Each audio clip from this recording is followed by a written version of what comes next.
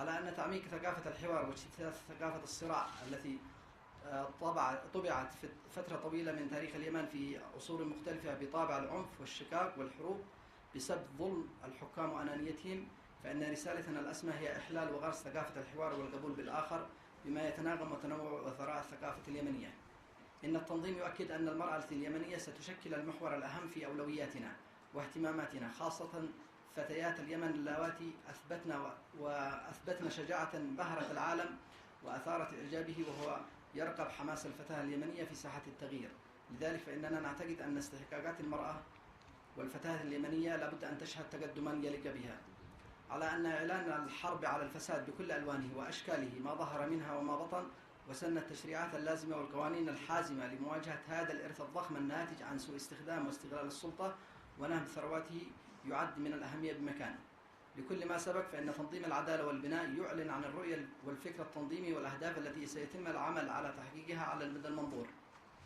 الرؤية: العمل على بناء الدولة المدنية الحديثة على أسس من العدالة والحرية والمساواة، وترسيخ الوحدة الوطنية في إطار مجتمع ديمقراطي قائم على دولة المؤسسات والقانون، وبما يحقق الحياة الكريمة لكل أبناء اليمن والتقدم والاستقرار لكل ربوعه.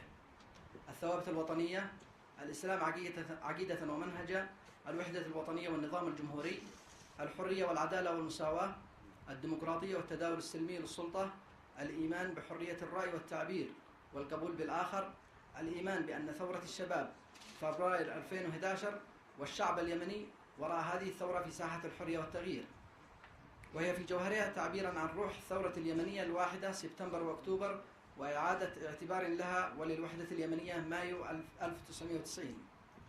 الفكر التنظيمي للعدالة والبناء: يؤكد تنظيم العدالة والبناء أن الليبرالية الإسلامية تعد المدخل الذي يعتمد عليه لتأكيد المفاهيم المنفتحة لبناء الدولة المدنية الحديثة، بالاعتماد على رؤية معززة بالإسلام كمرشد للفكر الهادف إلى وضع أسس الحياة العصرية وفق قواعد سلوكية اجتماعية تنطلق من روح الإسلام، وأن أساس الفكر الليبرالي الإسلامي ستعزز من توجهات تنظيم العدالة والبناء.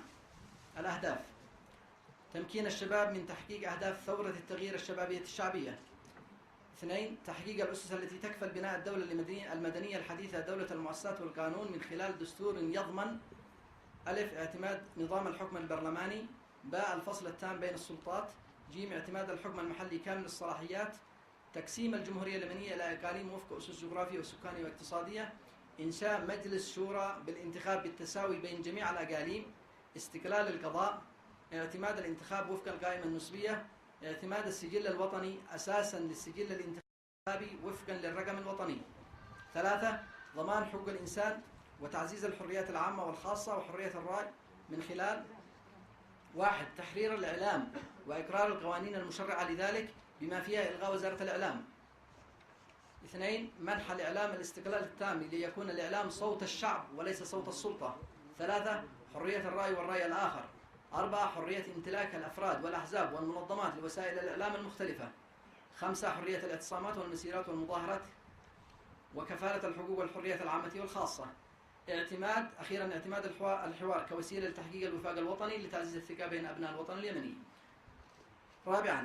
إشراك المرأة في كافة مناحي الحياة السياسية والاقتصادية والاجتماعية والثقافية كشريك أساسي ومنحها حقوقها المشروعة وبما لا يتعارض مع القيم الأساسية للمجتمع. 5. إعادة بناء مؤسسات الدولة المختلفة من خلال تحديث القوانين واللوائح والأنظمة، إعادة الهيكلة، اعتماد مبدأ الكفاءة والنزاهة في التعيين، وضع الإنسان المناسب في المكان المناسب وبالشفافية، انتهاج مبدأ الثواب والعقاب، إصلاح هيكل الأجور والمرتبات بما يضمن تحقيق المعيشة الكريمة للمواطن اليمني بعيدا عن العوز والحاجة. 6. إعادة هيكلة الجهاز المركزي للرقابة والمحاسبة والهيئة العليا لمكافحة الفساد بما يمكن مجلس النواب من الإشراف عليهما لتعزيز دور الأجهزة الرقابية وانتهاج مبدأ الشفافية والمساءلة والمسؤولية. 7. إصدار قانون يحدد إجراءات محاكمة كبار مسؤولي الدولة وبما يحقق العدالة والمساءلة للجميع لتأكيد مبدأ السلطة بالمسؤولية في إطار محاربة الفساد. 8. سن التشريعات القانونية المجرمة للوساطة والمحسوبية وتعاطي الرشوة وبما يضمن للجميع تكافؤ الفرص. 9. محاربة الظواهر السلبية التي تؤثر في السلم الاجتماعي وتحد من بناء الدولة المدنية الحديثة كظاهرة الثأر والمناطقية والعصبية والطائفية والتطرف والإرهاب. 10. العمل على وضع الحلول الناجعة للقضية الجنوبية في إطار دولة الوحدة، وكذا ما يتصل بالمشكلة الأساسية بمحافظة صعدة وفقا لقواعد العدل والمواطنة المتساوية والمشاركة الفاعلة والحقوق والواجبات التي تحكم كافة مواطني ومواطنات الجمهورية اليمنية. 11. تعزيز استقلال القضاء وإصلاح المنظومة القضائية وتحديثها واختيار قيادتها العليا من خلال الانتخابات الحرة في إطار السلطة القضائية. 12. إعادة هيكلة القوات المسلحة وتنظيمها على أسس وطنية حديثة ومتطورة كمؤسسة مستقلة تمثل السياج لحماية الوطن والمواطن، وبحيث تكون بعيدة عن الاستقطاب السياسي والمناطقي شأنها شأن أي مؤسسة عسكرية في أي بلد متقدم حولنا. 13. تحديث الأجهزة الأمنية وإعادة هيكلتها، بين قوسين الأمن العام، الأمن القومي، الأمن السياسي، وبما يسهم في تحقيق مبدأ الشرطة في خدمة الشعب.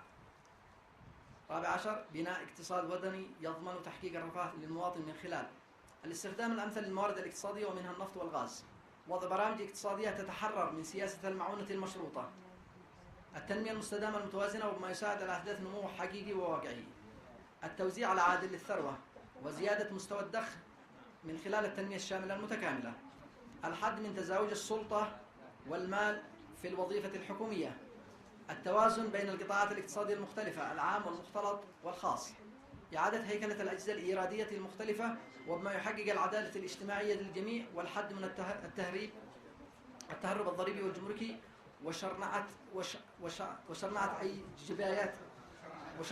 أي جبايات قد تفرض على المواطنين، توفير البيئة الاستثمارية الجاذبة المولدة لفرص العمل وبما يخفف من البطالة، وضع أسس لضبط الأسواق ومنع الاحتكار وبما يسهم في الرفع من معيشة المواطن، إعادة هيكلة القطاعات الخدمية ذات العلاقة المباشرة بخدمة المواطن.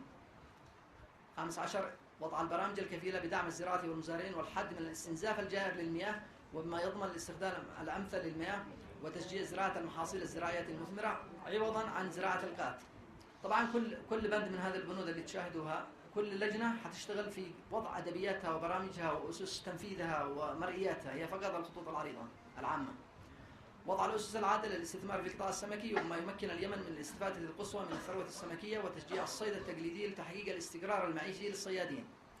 18. إقامة نهضة تعليمية شاملة من خلال ضمان جودة التعليم الأساسي، زيادة نسبة الإنفاق على التعليم بكافة مراحله، تحسين مدخلات ومخرجات التعليم الجامعي، اختيار رؤساء الجامعات وعمداء الكليات بالانتخاب وفق شروط علمية بحتة، الاهتمام بالتعليم الفني والمهني وفق احتياجات سوق العمل، وضع خطة وطنية وجدول زمني محدد لمحو الأمية وتعليم الكبار للجنسين. 19. دعم ابتعاث الطلاب اليمنيين للدراسة في الخارج للتخصصات النادرة والحديثة، خصوصا التي نفتقر فيها إلى الخبرات المحلية، وجذب الخبرات والكفاءات الوطنية في الداخل والخارج للمساعدة في بناء الدولة المدنية الحديثة. 20. الاهتمام بالبحث العلمي وبالدراسات والبحوث العلمية كمدخل رئيسي لمعالجة مختلف القضايا الوطنية السياسية والاقتصادية والاجتماعية.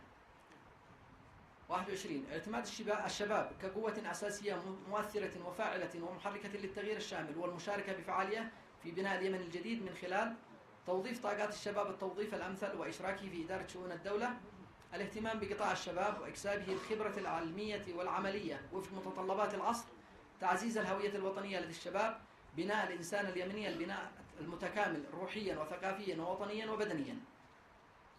22. تحسين الخدمات الصحية والارتقاء بمستوى الأداء فيها لما فيه خدمة المواطن من خلال سن التشريعات التي تضمن التأمين الصحي لكل مواطني الجمهورية اليمنية، إنشاء المستشفيات المتخصصة التي تضمن العلاج للمواطن في الداخل دون الحاجة إلى السفر للخارج، اعتماد برنامج لتأهيل الكوادر الطبية لإيجاد تخصص نوعية فيه باحتياجات المواطن الصحية، التوسع في إنشاء المراكز الصحية والوحدات في مختلف القرى اليمنية، وضع البرامج الكفيلة بتحقيق الرعاية الصحية الأولية والبرامج التوعوية، محاربة الأدوية والمستلزمات الطبية المغشوشة والمهربة، سن التشريعات المجرمة للاتجار في المبيدات المحرمة والسموم المؤثرة في صحة الإنسان والتي لا تتوافق الاستخدام الآدمي ووفق ما هو معتمد من المختبرات العلمية العالمية، وضع البرامج اللازمة للتوعية والإرشاد الصحي للوقاية من الأمراض المعدية. 23. توفير البيئة المناسبة للنهوض الثقافي ووضع البرامج الكفيلة بتعزيز الهوية الثقافية اليمنية ودعم المفكرين والأدباء والمثقفين للقيام بالدور التنويري لتحقيق نهضة شاملة في جميع مناحي الحياة. 24 يشكل المغتربون اليمنيون شرائح مهمة في كثير من دول العالم، ومنها على وجه الأخص المغتربين بدول مجلس التعاون الخليجي، وأن معالجة أوضاع المغتربين اليمنيين وتيسير سبل عيشهم ونجاح المحافظة على حقوقهم المادية والمعنوية تعد أولوية لدى تنظيم العدالة والبناء. أخيرا احترام كافة المواثيق والاتفاقيات الدولية، بالتأكيد عدم التدخل في الشؤون الداخلية للدول، والتعاون مع المجتمع الدولي في محاربة التطرف والإرهاب وحل القضايا المزمنة، وفي مقدمة القضية المحورية الأساسية للأمات العربية القضية الفلسطينية. كما ذكرت، هذه المحاور والرؤية التي تم استكاها من العديد من الاجتماعات في المراحل الأولى ليست نهائية، ليست قرآن يعني يزيد عليها وينقص، يضاف إليها، ومن خلال اللجان يمكن أن يثرى كل محور من المحاور التي سبق ذكرها. شكرا. الآن الأستاذ خالد الوزير يقوم بقراءة تشكيل اللجان وتوزيع المهام. في امور وردت في الرؤيه والاهداف والمنطلقات اعتقد لابد من الوقوف عليها. عندي بعض الملاحظات. اولا تتعلق بعباره الليبرال، الاسلام الليبرالي. انا الليبراليه الاسلامي اعتقد هذا لاول مره اسمع هذا مصطلح. في ليبراليه اقتصاديه، في ليبراليه اجتماعيه، في ليبراليه. اما في ليبراليه اسلاميه فاعتقد لا نزج انفسنا في هذا الباب ونتجنب حكايه الليبرالي الاسلامي. ما هو الليبرالي الاسلامي الليبرالي او الليبرالي الاسلامي؟ فاعتقد هذا يجب ان احنا يعني نتجنبه. ثانيا اقبل الاهداف جانب مهم جدا، وهو مساله الاثار. انا من منطقه مأرب، وما يحصل للاثار جريمه تعد جريمه بكل معنى الكلمه، من عبث ومن نهب ومن سلب ومن بيع. فاعتقد لابد من التاكيد على جانب الاثري من محافظه وصيانه وابراز، كونه يمثل كنز بالنسبه للحضاره اليمنيه. عباره توزيع الثروه لابد من تقييدها او شرحها. ما معنى ان نوزع فلوس على المناطق او المحافظات توزيع الثروه؟ لابد من تقييد العباره من خلال التنميه الشامله المتوازنه المتكامله العادله. هذا المفهوم يكون مفهوم توزيع الثروه. ايضا عباره وردت عباره الشرطه في خدمه الشعب، اعتقد ما هوش مكانها في هذا يعني نقلل اجهزه الامن ونقزمها عن نقول الشرطه في خدمه الشعب، واحنا نتكلم عن اجهزه الامن يجب ما هي عباره عن شرطه. فاعتقد العباره هذه تقال يعني في مناسبات اخرى وفي سياقات اخرى. وشكرا.